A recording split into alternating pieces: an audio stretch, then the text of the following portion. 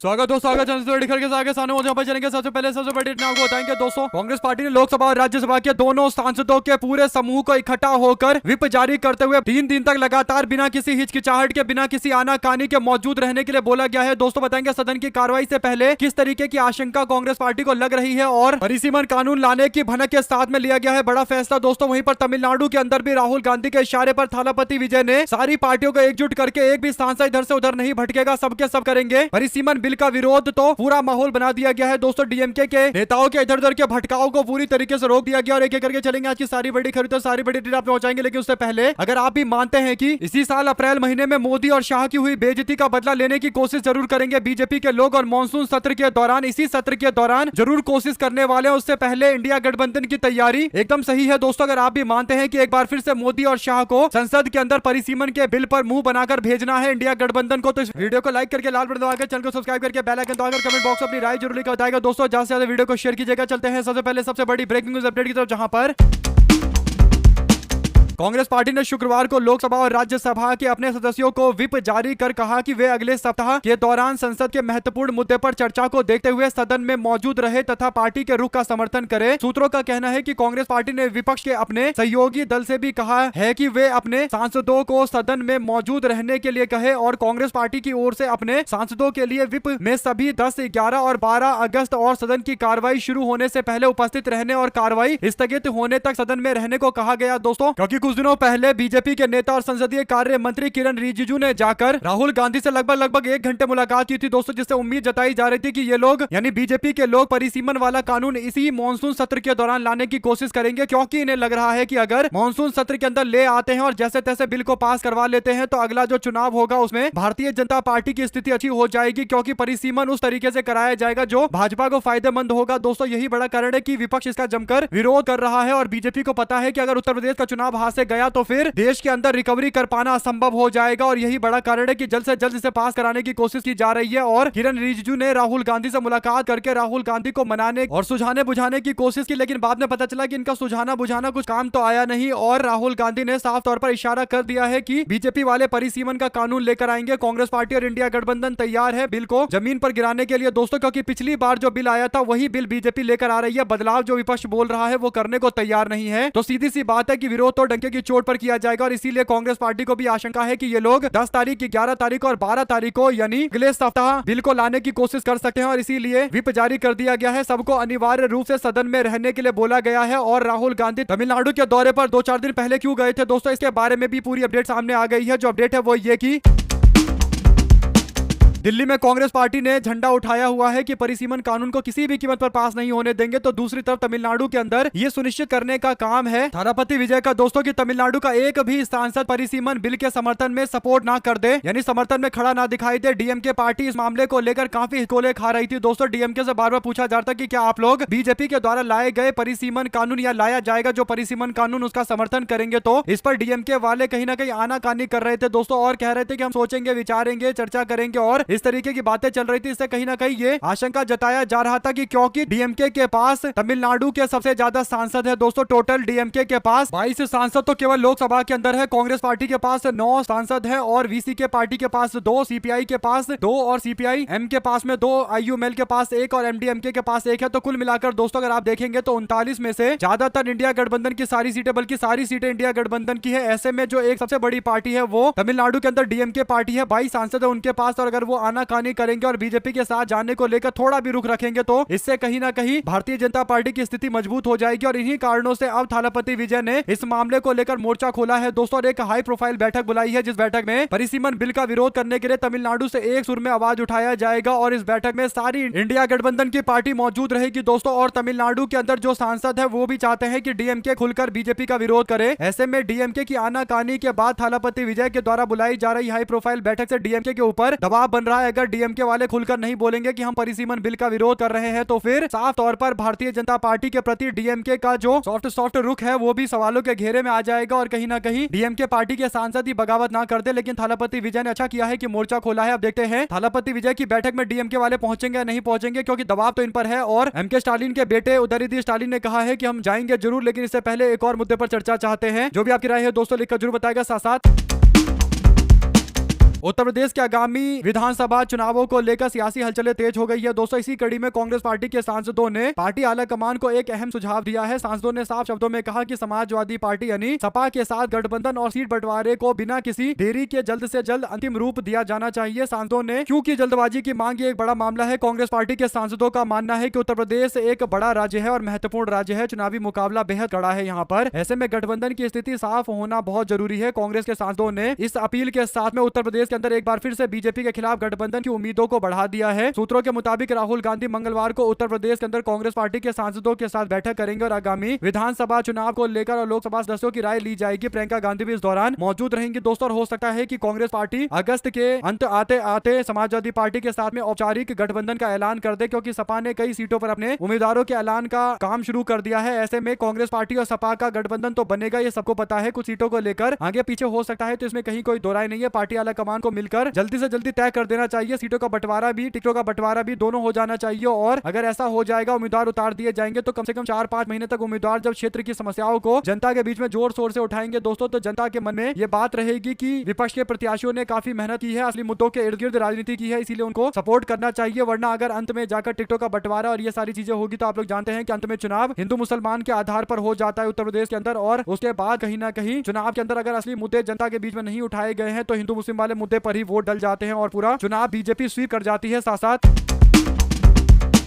राहुल गांधी गुरुवार को इंस्टाग्राम पर एक वीडियो पोस्ट करते हुए कहते हैं कि हमारा एजुकेशन सिस्टम पूरी तरीके से बर्बाद हो गया है। हर सरकार को स्टूडेंट की बात सुननी चाहिए। एजुकेशन सिस्टम को बदलने की बात करते हुए राहुल गांधी ने कहा कि मैंने लोगों से सुझाव लिया है और युवाओं से सुझाव के बाद मुझे एक चीज पता चला है कि छात्रों और जेनजी यूजर्स को देश की शिक्षा की काफी चिंता है और देश की शिक्षा की स्थिति काफी खराब है और इसीलिए चिंता बनता भी है। Rahul Gandhi ask me anything नाम का कार्यक्रम इंस्टाग्राम पर कर रहे थे और जो छात्र हैं, खासकर जेनजी वर्ग के लोग हैं, उनसे बोल रहे थे कि आप लोग अपनी बातें मुझे दे सकते हैं, सवाल पूछ सकते हैं मुझसे, मैं सारे सवालों का जवाब दूंगा। और छात्रों ने कई तरीके के सवाल पूछे दोस्तों और राहुल गांधी ने सारे सवालों का जवाब दिया। राहुल गांधी से उनके निजी जीवन के बारे में भी सवाल पूछा गया, राहुल गांधी ने उसका भी जवाब दिया। भाजपा में राहुल गांधी का कौन सबसे फेवरेट नेता है, ये सवाल भी पूछा गया, जिस पर उन्होंने अमरिंदर सिंह का नाम लिया। दोस्तों ऐसे ही राहुल गांधी हर सवाल का जवाब जनजी को दे रहे हैं, यानी युवाओं को दे रहे हैं। आस्क मी एनीथिंग नाम का कार्यक्रम चलता जा रहा है दोस्तों। इसी के साथ में पंजाब को लेकर एक बड़ी हलचल देखने को मिल रही है। पंजाब में कभी भारतीय जनता पार्टी के कंधे से कंधा मिलाकर चलने वाली बीजेपी की सबसे पुरानी सहयोगी शिरोमणि अकाली दल ने किसानों के आंदोलन के टाइम में बीजेपी से दूरी बनाई दोस्तों, क्योंकि किसानों का दबाव शिरोमणि अकाली दल के ऊपर था। लेकिन शिरोमणि अकाली दल ने बीजेपी से दूरी बनाई, इसके बावजूद इनको 2024 के चुनाव में कुछ फायदा नहीं मिला। केवल एक सीट, बठिंडा की सीट सुखबीर बादल की पत्नी जीती, यानी केवल एक सीट जीते। तो अब इनको पता चल गया कि किसानों के कहने पर बीजेपी से गठबंधन तोड़ने का भी कुछ फायदा नहीं हुआ, तो अब क्यों ना बीजेपी के साथ में चले जाए। और पिछले 2 चुनाव में सुखबीर बादल की पार्टी शिरोमणि अकाली दल का बंटाधार हो रखा है दोस्तों। हालांकि शिरोमणि अकाली दल के सामने बीजेपी ज्यादा सीटों की मांग करती है, इस बात को लेकर गठबंधन कई बार टूटा भी है। तो ऐसे में अचानक से सुखबीर बादल, जो सांसद भी नहीं है दोस्तों, संसद भवन पहुंचते हैं, जहां पर संसद भवन में नरेंद्र मोदी प्रधानमंत्री का जो कार्यालय है, उस कार्यालय में जाकर मुलाकात करते हैं। यह अचानक से हुई मुलाकात अब चर्चा के विषय में अलग अलग तरीके की राजनीतिक टिप्पणियां सामने आने लगी है। लेकिन शिरोमणि अकाली दल और बीजेपी का गठबंधन लगभग बनता दिखाई देगा दोस्तों। हालांकि बीजेपी इस बार शिरोमणि अकाली दल के सामने ज्यादा सीटों की मांग करेगी और शिरोमणि अकाली दल के पास दूसरा विकल्प भी नहीं है। बीजेपी को सीटें देनी भी पड़ेगी, क्योंकि शिरोमणि अकाली दल बुरे दौर से गुजर रही है दोस्तों। एक स्थानीय पार्टी जो 10 साल से सरकार में अगर नहीं है, तो उसकी स्थिति क्या हो गई होगी आप लोग समझ सकते हैं। और वैसे भी शिरोमणि अकाली दल के अंदर पहले भी फूट पड़ चुका है, तो जैसे तैसे सुखबीर बादल को पावर हासिल करनी है। आप लोग इस पर अपनी राय जरूर लिखकर बताएगा। साथ साथ देश के मुख्य विपक्षी दल के नेता राहुल गांधी, यानी नेता विपक्ष राहुल गांधी ने E20 का एक बड़ा मुद्दा उठाया है दोस्तों। E20 को लेकर राहुल गांधी का कहना है कि दाल में कुछ काला नहीं है, बल्कि पूरी की पूरी दाल काली है। और E20 के कारण गाड़ियों का इंजन बीमार पकड़कर आईसीयू में जा रहा है, इंजन जवानी में ही बूढ़े होकर दम तोड़ रहे हैं। E20 के कारण लोगों का लाखों रुपए का नुकसान हो रहा है। आरोप लगाया जा रहा है कि एक मंत्री के बेटे की फैक्ट्री है, फैक्ट्री मुनाफे में चलती है और इन्हीं कारणों से आम जनता की जेब को ढीला किया जा रहा है। E20 से परेशान लोग चाहते हैं कि राहुल गांधी इसे मुद्दा बनाकर राष्ट्रीय बहस छेड़े और राहुल गांधी इस मामले को लेकर अब कहीं ना कहीं जोर शोर से बोल रहे हैं दोस्तों। इसका मतलब बीजेपी वाले अब तक अमित शाह के इस्तीफे को लेकर बैकफुट पर थे और अमित शाह का बयान नहीं दिलवा रहे थे। अब तो E20 का मामला भी राहुल गांधी उठा रहे हैं, तो अब धीरे धीरे करके सारे मामले उठाए जाने। कुछ लोग बोल रहे थे कि राहुल गांधी आखिर E20 को लेकर बोल क्यों नहीं रहे। राहुल गांधी हर मुद्दे पर बार बार इसलिए नहीं बोल रहे दोस्तों, क्योंकि राहुल गांधी जानते हैं कि एक मुद्दा एक टाइम में उठाया जाएगा तो उस मुद्दे पर सफलता मिलेगी। सारे मुद्दे एक साथ उठा दिया जाएगा तो बीजेपी वाले विपक्ष को कंफ्यूज बताकर बोलेंगे कि विपक्ष को पता ही ही नहीं है कि उनका एजेंडा क्या है, इसीलिए पहले धर्मेंद्र प्रधान का इस्तीफा लिया गया। पूरा ध्यान इसी बात पर था। उसके बाद अमित शाह के पुलिस प्रशासन के द्वारा की गई प्रताड़ना के मामले पर शाह की माफी या इस्तीफे की मांग को लेकर जोर शोर से आगे बढ़ा जा रहा है दोस्तों। और इसके बाद अब ये E20 का मुद्दा भी उठाया जाएगा। तो विपक्ष के पास बड़े बड़े मतलब ग्रैंड स्तर के मुद्दे हैं दोस्तों, जो धीरे धीरे करके सामने आ ही रहे हैं और राहुल गांधी से डंके की चोट पर आगे बढ़ा रहे हैं। दो शब्द जरूर लिखकर बताएगा इस पूरे मामले पर भी। चलते हैं एक और बड़ी अपडेट जिसमें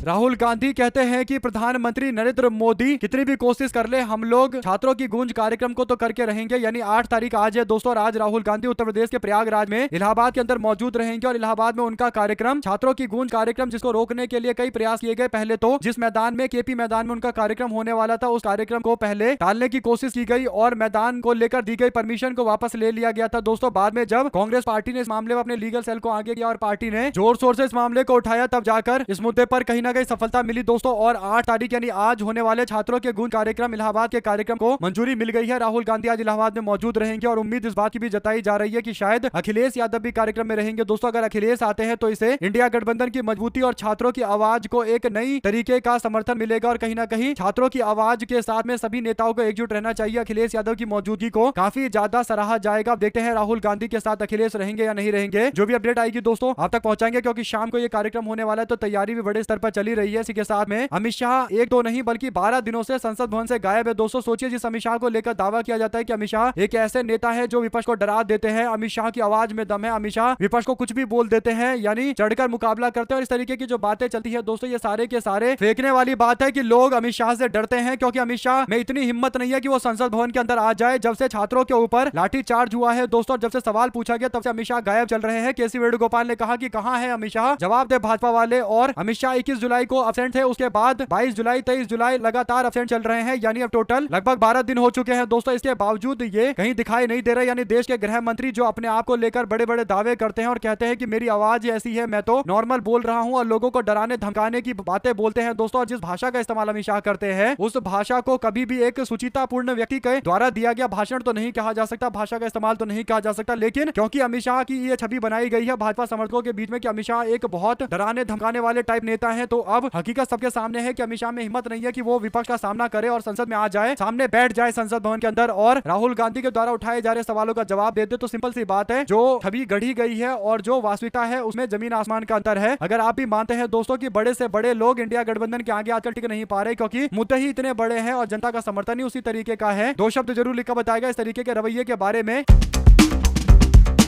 साथ ही साथ दोस्तों आरएसएस के प्रमुख मोहन भागवत 2,000 जनजी लोगों से यानी छात्रों से बातचीत कर रहे हैं। इस तरीके की रिपोर्ट छपी थी, यानी जब से जनजी का आंदोलन हुआ है बिना आरएसएस और बिना किसी बड़े संगठन के, और वो सफल भी हो गया, धर्मेंद्र प्रधान का इस्तीफा भी हो गया, तो उसके बाद अब इन लोगों की कुर्सियां हिल रही है दोस्तों, यानी तख्त हिल रहा है कि कहीं हाथ से शक्ति ना चली जाए, पावर ना चला जाए। क्योंकि छात्रों का यह आंदोलन ना तो आरएसएस ना बीजेपी वालों ने उम्मीद जताई थी कि इतना बड़ा हो जाएगा कि इस्तीफा तक करवाना पड़ेगा, लेकिन अब आरएसएस और बीजेपी के शकल पर शिकन देखने को मिल रहा है दोस्तों। और ये खौफ है उस बदलाव का जो देश अभी महसूस कर रहा है, यानी एक बड़ी आबादी जो जनजी और अल्फा जनजी है दोस्तों, यानी ऐसी आबादी जिनको अब जाकर मतदान का अधिकार मिला है, यानी नरेंद्र मोदी की सरकार बनने से मात्र 5 साल पहले जन्मे बच्चे जो अब बड़े हो गए हैं दोस्तों, और अपने टाइम में जब से उनकी सूझबूझ हुई है उन्होंने केवल मोदी का शासन देखा है। 12-13 साल से मोदी का शासन देखते आ रहे हैं और देश में कोई बदलाव नहीं हो रहा, तो युवाओं के बीच में एक जबरदस्त तरीके का गुस्सा है दोस्तों। और इसीलिए जनजी और जो अल्फा जनजी लोग हैं, जो आने वाले दिनों के अंदर वोट डालने के लिए भी पूरी तरीके से एलिजिबल हो जाएंगे दोस्तों। यानी अब नई जनरेशन आकर वोट डालने वाली है, तो पुरानी जनरेशन जहां पर भारतीय जनता पार्टी का दबदबा हुआ करता था, उस आबादी में घटौती देखने को मिल रही है, कम देखने को मिल रहा है। और जो युवा नए युवा आ रहे हैं वो काफी ज्यादा अवेयर है दोस्तों अपने अधिकारों को लेकर। और बीजेपी वालों के लिए यही सबसे बड़ी चिंता है कि आखिर जनजी को आरएसएस और बीजेपी के लोग अब पसंद क्यों नहीं आ रहे दोस्तों। इसका सबसे बड़ा कारण यह है कि आरएसएस और बीजेपी वाले सत्ता के सबसे शीर्ष पर बैठे हुए हैं और वो सत्ता के शीर्ष पर बने रहना चाहते हैं। इसके लिए तमाम तरीके के उल्टे सीधे काम किए जा रहे हैं दोस्तों। चाहे बीजेपी का ही उदाहरण ले लीजिए, भारतीय जनता पार्टी सरकार में बने रहने के लिए कहीं विधायक तोड़ देती है, कहीं पर एक बड़ा ग्रुप पार्टी का तोड़ देती है, जैसा टीएमसी के साथ किया गया, आम आदमी पार्टी के साथ किया गया। और ये भारत के अंदर जो सुचिता की राजनीति है उसे पूरी तरीके से तिलांजलि देने वाली बात है। और इसीलिए बीजेपी को लेकर एक बहुत ज्यादा गुस्सा युवाओं के बीच में देखने को मिलता है दोस्तों। और 2024 में इसका थोड़ा असर हुआ, लेकिन अब 2029 के बड़े असर के लिए सबको तैयार रहना चाहिए। अगर आप भी मानते हैं कि जनजी को मनाने के लिए जिस तरीके के ट्रिक का इस्तेमाल कर रहे हैं मोहन भागवत, वो काम नहीं आने वाला। मोहन भागवत जिस व्यक्ति को इंटरव्यू दे रहे हैं जनजी जनजी बताकर दोस्तों पता चला है कि वो तो ऋषभ शाह नाम का व्यक्ति है और गुजराती जैन समाज से आने वाला व्यक्ति है। उसने 10 साल के लिए आरक्षण वाली बातें कही थी, यानी आरक्षण विरोधी ये व्यक्ति मोहन भागवत का इंटरव्यू लेता है, जिसे ऋषभ शाह को बताया जाता है कि ये जनजी है, यानी 30 साल से ऊपर वाले व्यक्ति को 34 साल वाले को जनजी बताया जा रहा है, यानी इनको परिभाषा भी नहीं पता। अगर आप भी मानते हैं कि मोहन भागवत तमाम कोशिशें कर ले, आखिर जनजी यानी जो युवा आबादी है वो आरएसएस को लेकर तो और ज्यादा गुस्से में रहती है दोस्तों, और ये सारा पीआर चल रहा है जनजी को अपनी तरफ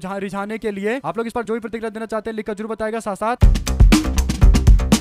संजय सिंह कहते हैं कि भाजपाइयों क्या दलित समाज के एक व्यक्ति को सदन के अंदर भी नहीं जीने दोगे। देखिए किस प्रकार से वाल्मीकि समाज से आने वाले आम आदमी पार्टी के विधायक कुलदीप कुमार के साथ में बदसलूकी कर रहे हैं बीजेपी के विधायक, जो अमूमन विवादों में रहते हैं दोस्तों। यानी नरेंद्र मोदी ने जिस बीजेपी के विधायक का पैर छुआ था दिल्ली के चुनाव में, रविंदर नेगी, वो कौंडली के विधायक आम आदमी पार्टी के विधायक कुलदीप कुमार के साथ में बदसलूकी कर रहे हैं और धक्कामुक्की करने की कोशिश भी की जा रही है। ऐसे में संजय सिंह ने इस मामले को लेकर वीडियो शेयर करते हुए बीजेपी के नेता के रवैये को लेकर सवाल खड़ा किया है। दोस्तों आपको बता दें कि रविंदर नेगी बगल के क्षेत्र से विधायक है दोस्तों, और दोनों के बीच में काफी ज्यादा तीखी नोकझोंक देखने को मिली है। इस पर आप लोग जो भी प्रतिक्रिया देना चाहते हैं लिखकर जरूर बताएगा। चलते हैं एक और बड़ी अपडेट तरफ दोस्तों, जहां पर दीपक प्रकाश को आखिरकार एमएलसी बना दिया गया। सुप्रीम कोर्ट ने लिखित में जवाब मांगा है। अपडेट यह है कि सुप्रीम कोर्ट की सुनवाई से पहले आरएलएम के अध्यक्ष उपेंद्र कुशवाहा के बेटे दीपक प्रकाश विधान परिषद के सदस्य बन गए हैं दोस्तों। कोर्ट में फजीहत से बचने के लिए 31 जुलाई को बीजेपी ने अपने एमएलसी देवेश कुमार का इस्तीफा करवाया और आरएलएम के अध्यक्ष उपेंद्र कुशवाहा के बेटे दीपक प्रकाश को भारतीय जनता पार्टी की तरफ से एमएलसी बना दिया गया। यानी अभी तक ये मंत्री थे और बिना एमएलसी के पोस्ट के या एमएलए के पोस्ट के मंत्री बने हुए थे, जो केवल 6 महीने का टाइम होता है। लेकिन नीतीश की पुरानी सरकार में 2025 के अंदर चुनाव के बाद जो सरकार बनी उसमें भी मंत्री बने, उसके बाद 6 महीने बीत चुका है और अभी तक मंत्री के पोस्ट पर है बिना किसी सदस्य बने हुए। तो अब इनको लेकर कोर्ट ने मांगा है लिखित में जवाब। हालांकि अभी एमएलसी बन गए हैं तो इनके मंत्रिमंडल को लेकर कोई खतरा नहीं है। साथ साथ